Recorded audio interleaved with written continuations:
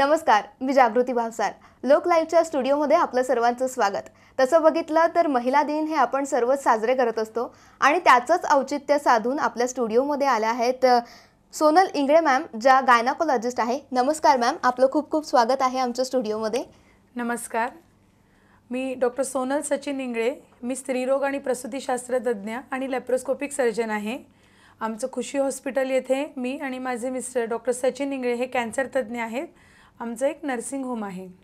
Ma'am, आता तुम्ही स्वतः गायनाकोलॉजिस्ट आहेत आणि आपण बघितलं की महिला ज्या आहेत त्या काही ना काही स्वतःच्या स्केड्यूलमध्ये एवढ्या बिझी होऊन जातात की स्वतःच्या आरोग्यावर त्या कधीच लक्ष देत नाही.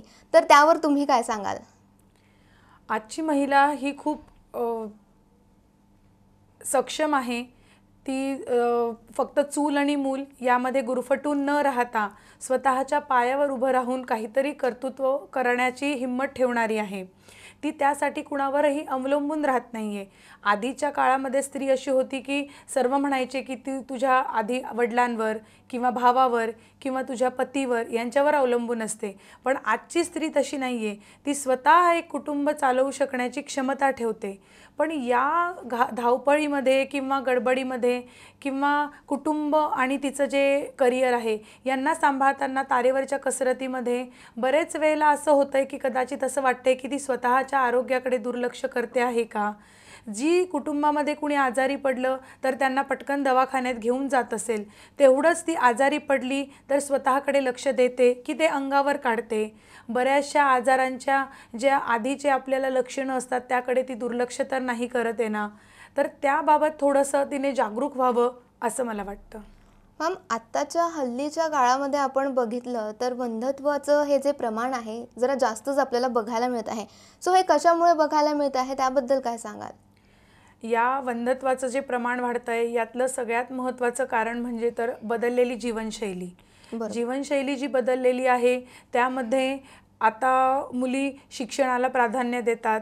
पुन्हा मग शिक्षण झाल्यानंतर त्यांना असं असतं की आपण थोडं काहीतरी आधी करिअर करायला पाहिजे. कारण की अजूनही कुठेतरी त्यांच्या मनात भीती असते की कदाचित लग्न झालं तर आपल्याला करिअर करता येणार नाही.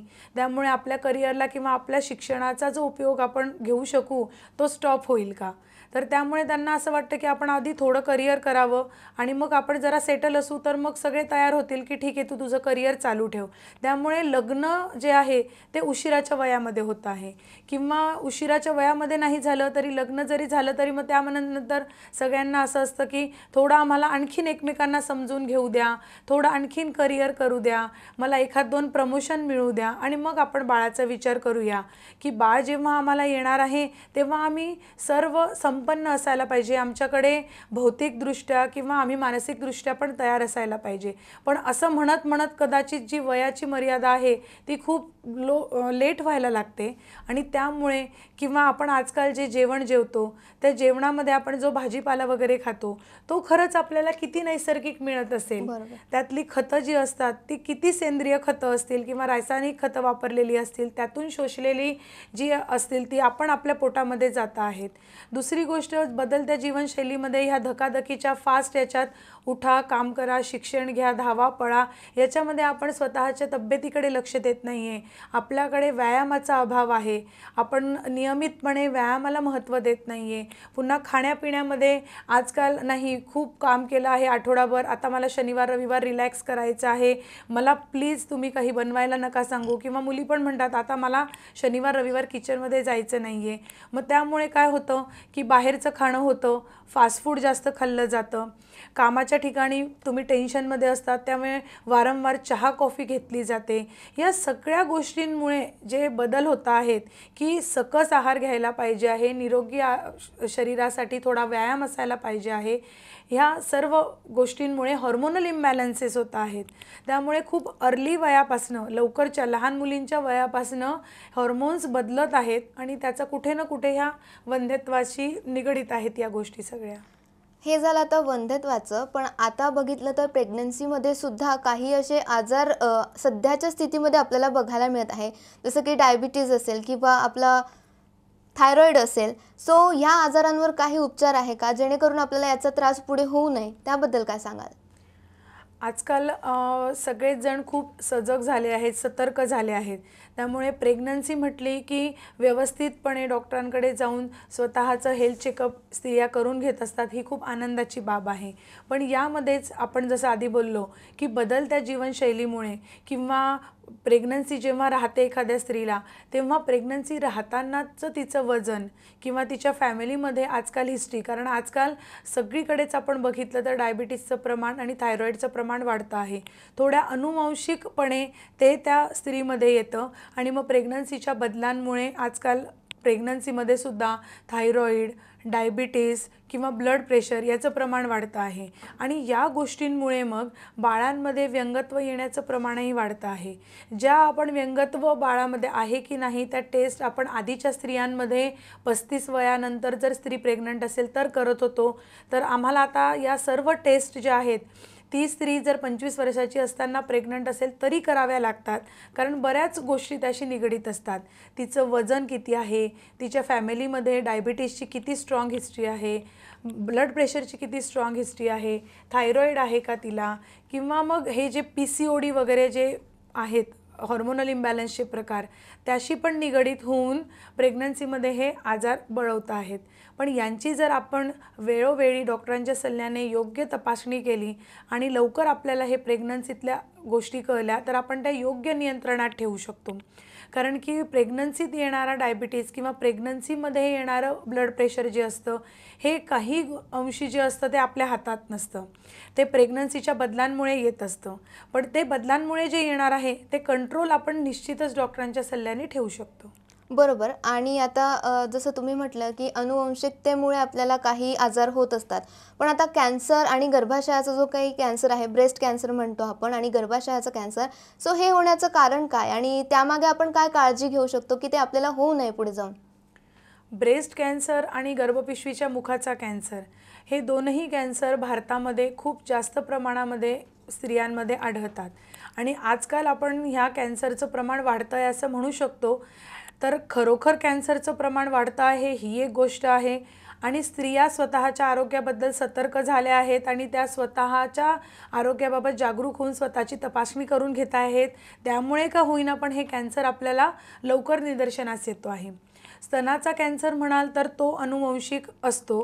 त्यामुळे जर एखाद्या स्त्रीच्या आईला, बहिणीला, मावशीला, आत्याला जर त्यामध्ये कॅन्सर झालेला असेल कुणाला फॅमिलीमध्ये, तर त्या स्त्रीने सतर्क होऊन आपण स्तनाचा कॅन्सर होऊ नये म्हणून स्वतःचं रेग्युलर नियमित तपासणी करायला पाहिजे. यातली साधी सोपी तपासणी म्हणजे स्वतःच्या स्तनांची स्वतः घरी दर महिन्याला करायची तपासणी. प्रत्येक स्त्रीने पाळी जिला येत असते तिने प्रत्येक स्त्रीने पाळी संपल्यानंतर पाळीच्या 5व्या किंवा 6व्या दिवशी स्वतःच्या स्तनांची तपासणी करून घ्यायची. आणि हे तुम्हाला कुठल्याही स्त्रीरोग तज्ज्ञ किंवा लेडीज डॉक्टर यांच्याकडनं तुम्ही सहजपणे त्या स्टेप्स समजवून घेऊ शकतात की स्वतःच्या स्तनांची तपासणी कशी करायची. आणि स्वतः तुम्ही दर महिन्याला तपासणी करणार तर थोडाही बदल जो होईल तुम्हाला तो स्वतः तुम्हाला निदर्शनास येईल आणि तुम्ही लवकर डॉक्टरांकडे जाल आणि लवकरच्या स्टेजमध्ये तुम्हाला ती गोष्ट कळेल आणि ती गोष्ट वाढण्याच्या आधी त्यावर आपल्याला इलाज होऊ शकतील. सध्या स्तनांच्या कॅन्सरवर प्रतिबंधात्मक लस आलेली नाही, पण गर्भपिशवीच्या मुखाचा कॅन्सर आहे त्यावर प्रतिबंधात्मक लस उपलब्ध आहे. मुलगी वयाच्या 12 वर्ष पूर्ण झाली की तेव्हापासनं एखादी स्त्री जर 45 वर्षाची असेल तर त्या वयापर्यंत आपण गर्भपिशवीच्या मुखाचा कॅन्सर होऊ नये म्हणून प्रतिबंधात्मक लस असते. तिचे 3 डोस असतात, ते आपण देऊ शकतो आणि खूप मोठ्या ह्या आजारापासनं एखाद्या स्त्रीला वाचवू शकतो. कारण की गर्भपिशवीच्या मुखाचा कॅन्सर जो आहे हा खूप आधीच्या स्टेजला म्हणजे लवकरच्या स्टेजला कळणं हे तसं फार मुश्किल असतं. बऱ्याच वेळेला स्त्रिया जेव्हा आमच्याकडे त्रास घेऊन येतात तेव्हा तो आजार बळावलेला असू शकतो. तर त्या बाबतीत सुद्धा स्त्रियांनी नियमितपणे स्त्रीरोग तज्ज्ञाकडे जाऊन आपली पूर्ण तपासणी करून घ्यायची वर्षातनं एकदा तरी. म्हणजे हे आजार जे आहेत हे आपल्याला निश्चितच नियंत्रणात आणू शकतो. बरोबर. आणि मॅम आता पहिले तुम्ही आपल्या खुशी हॉस्पिटलचं जे आहे ते महत्त्व किंवा खुशी हॉस्पिटलबद्दल तुम्ही काय वैशिष्ट्य सांगाल? खुशी हॉस्पिटल आहे आमचं 30 बेडेड हॉस्पिटल आहे. मॅटर्निटी म्हणजे जिथे मी स्त्रीरोग तज्ज्ञ आणि लॅप्रोस्कोपिक सर्जन आहे. तर आमच्याकडे आम्ही डिलिव्हरी केसेस करतो, आम्ही हाय रिस्क प्रेग्नन्सीच्या केसेस हँडल करतो. मग आम्ही प्रेग्नन्सी राहण्याच्या आधी पूर्व तपासणी आणि प्रेग्नन्सी राहिल्यावरची नियमित स्त्रियांची तपासणी ते करतो. पुन्हा वैवाहिक जीवनाची सुरुवात करताना वैवाहिक जीवनाच्या आधी त्यांना प्री मॅरेज काउन्सिलिंग, मॅरेजनंतरचं त्यांना गर्भनिरोधक कुणाला हवं असेल तर त्या बाबतीचं काउन्सिलिंग. पुन्हा आमच्याकडे सरकारमान्य गर्भपात आणि कुटुंब नियोजन शस्त्रक्रिया केंद्र आहे. आणि आमच्याकडे माझे मिस्टर डॉक्टर सचिन इंगळे हे कॅन्सर तज्ज्ञ आणि जनरल सर्जन आहेत. तर आमच्याकडे कॅन्सरच्या सर्व प्रकारच्या सर्जरीज आम्ही करतो. पेशंटला किमोथेरपी जर लागत असेल तर आमच्याकडे किमोथेरपी पण दिली जाते. आमच्याकडे साधारणपणे 30 कंपन्यांच्या कॅशलेस सुविधा उपलब्ध आहेत. तर मॅम, हे झालं आपलं खुशी हॉस्पिटलबद्दल. सो एक पर्सनल तुमच्यासाठी प्रश्न आहे की घरचं सांभाळत तुम्ही बाहेरचं हॉस्पिटलसुद्धा बघतात. सो ही जी काही तुमची तारेवरची कसरत चालत असते त्याबद्दल काय सांगाल? म्हणजे कशा पद्धतीने तुम्ही हे सर्व हाताळतात? खरंच म्हणजे हा शब्द जो आहे तो खरंच कधी कधी योग्य वाटतो की तारेवरची कसरत. कारण की हॉस्पिटलमध्ये पेशंट कधी पण येऊ शकतो, त्याला त्रास असतो, तेव्हा आधी त्यांना अटेंड करावं लागतं. तेव्हा बरेच वेळेला असं होतं की असं वाटतं कुटुंबाकडे दुर्लक्ष होतं आहे का. पण बऱ्याच वेळेला मग तो समतोल साधावा लागतो. त्याला कुटुंबातल्या सगळ्यांची खूप मोठी साथ आहे. मिस्टर जे आहेत सर, त्यांची खूप वेळा मदत होते. आणि सगळ्यात मोठी मदत आहे तर ती माझ्या सासू सासऱ्यांची. म्हणजे ते आईवडीलच आहेत. ते पूर्णपणे घराला सांभाळून आहेत, मला सांभाळून आहेत, सगळ्यांना सांभाळून आहेत. तर त्यामुळे कदाचित मी घर, मुलांकडे आणि हॉस्पिटलकडे पूर्णपणे माझ्या क्षमतेने लक्ष देऊ शकते आहे. माझ्या कामाच्या वेळी मी कामावर कॉन्सन्ट्रेट करून पूर्णपणे माझा वेळ त्यांना देऊ शकते आहे. आणि जेव्हा माझ्या कुटुंबाला माझी गरज आहे तेव्हा मी माझ्या कुटुंबाला वेळ देऊ शकते आहे. माझी मुलं पण खूप समंजस आहेत, मला समजून घेतात. मी बिझी असेल तर स्वतःची कामं स्वतः करून घेतात. तेवढं स्वावलंबन कदाचित आपोआपच त्यांच्यात ते आलेलं आहे. बरोबर. आणि जर तुम्ही डॉक्टर नसतात तर काय झालं असतात? डॉक्टर नसते तर काय झालं असतं? खरंच हा म्हणजे प्रश्न आता एवढ्या वर्षांनी विचार करायला लावलं तर मला गणित हा विषय खूप आवडतो. तर मी कदाचित गणित विषय आवडतो म्हणून कदाचित मी इंजिनिअरिंग साईडला जाऊन एखाद्या वेळेस इंजिनियर झाले असते, किंवा त्यापेक्षा पण जास्त मला असं वाटतं की मी गणिताची शिक्षिका झाले असते. ते मला खूप आवडलं असतं. म्हणजे मला मुलांना शिकवायला आवडतं, त्यातल्या त्यात गणित शिकवायला तर खूपच आवडतं. म्हणजे माझा मुलगा तर मला कधी कधी मजेमध्ये म्हणतो की तू आहेस डॉक्टर पण तुला फक्त गणितच आवडतं. म्हणजे जो विषय कोणाला जास्त आवडत नाही त्याच विषयी तुम्हाला जास्त आवड जास्त आहे. आणि आवड. खरंच कौतुकास्पद आहे ही गोष्ट. सो आमच्या सर्व जे काही बघणारे प्रेक्षक आहेत त्यांना तुम्ही काय मेसेज द्याल? मी सगळ्या स्त्रियांना हे सांगू इच्छिते की तुम्ही राणीप्रमाणे जगा. एक राणी व्हा. राणी कशी असते? ही स्वतः खंबीरपणे उभी राहते, तिच्या राज्यासाठी उभी राहते. कुठल्याही अपयशामध्ये किंवा कुठल्याही संकट आलं तरी खचून न जाता धैर्याने त्याला तोंड देते. तसं तुम्ही राणीसारखं जीवन जगा. तुमच्या कुटुंबाला योग्य वाटेवर नेण्यासाठी, तुमच्या मुलांना सर्व दृष्टीने सर्व गुणसंपन्न संस्काराची शिदोरी द्या, आरोग्याची शिदोरी द्या, चांगल्या वागणुकीची शिदोरी द्या, शिक्षणाची पण शिदोरी द्या आणि त्यांच्या पायावर उभं करण्यासाठी त्यांना मदत करा. तसेच समजा तुम्ही करिअर करत असाल तर तुमचं करिअर आणि कुटुंब यामध्ये पण तुम्हाला थोडा समतोल साधावा लागेल. कधी कधी करिअरचं टेन्शन असतं, ते कुटुंबावर निघतं. तसं करू नका. कुटुंबातल्या मुलांना किंवा कुटुंबातल्या इतर जे तुमचे फॅमिली मेंबर आहेत त्यांना पण समजून घ्या आणि त्यांना पण प्रेमाने वागवा.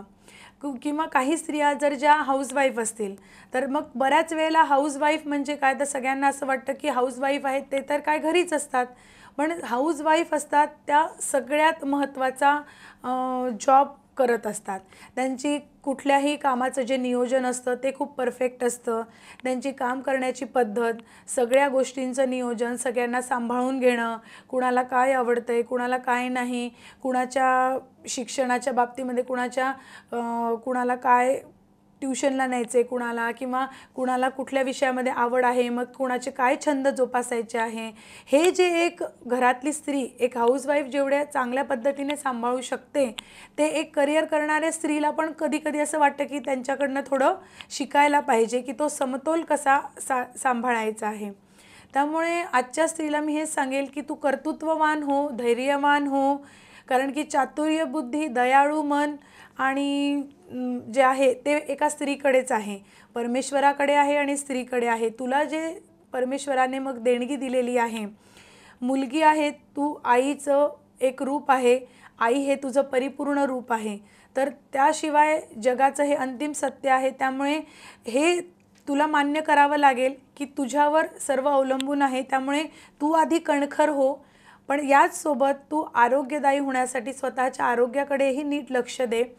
आणि स्वतःच्या आरोग्याकडे लक्ष देताना मी म्हणेल की महिला दिनाचं औचित्य साधून महिला दिन ठरव किंवा तुझा वाढदिवस ठरव आणि त्या दिवशी स्वतःचं जाऊन दवाखान्यात जाऊन पूर्ण स्वतःचं चेकअप करून घेणं हे तुझ्यासाठी एक बर्थडे गिफ्ट राहणार दरवर्षी, असं तू ठरव आणि स्वतःला त्याचं तू गिफ्ट दे. बरोबरच, आणि एकदम मोलाचा संदेश तुम्ही या ठिकाणी दिलेला आहे. सो आमच्या स्टुडिओमध्ये तुम्ही आलात, वेळात वेळ काढून, त्याबद्दल मी आणि आमची संपूर्ण लोकशाहीची टीम तुमचं आभार मानते. आणि तुम्ही पाहत रहा लोक लाईव्ह, तुमच्या मनातलं.